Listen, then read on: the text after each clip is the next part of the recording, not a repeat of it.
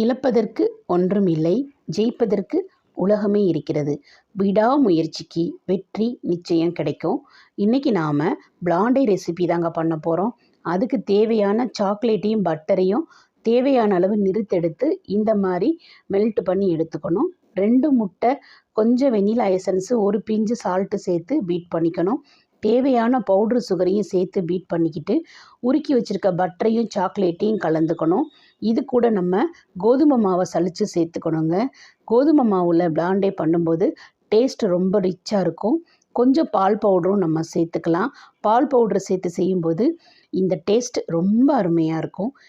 அவ்வளவுதாங்க. இது எல்லாத்தையும் நல்லா கலந்தெடுத்து ஒரு டின்னில் சேர்த்து நம்ம ஓவனில் வச்சு எடுத்தோம்னா பிளாண்டே ரெசிபி ரெடி. நீங்கள் மதுரையாக இருந்தீங்கன்னா, மதுரைக்குள்ளே எந்த இடத்துல இருந்தாலும் ஸ்க்ரீனில் தெரிகிற இந்த நம்பருக்கு நீங்கள் ஆர்டர் கொடுத்தீங்கன்னா ப்ரௌனி, சாக்லேட் எல்லாம் நாங்கள் செஞ்சு கொடுக்குறோம்.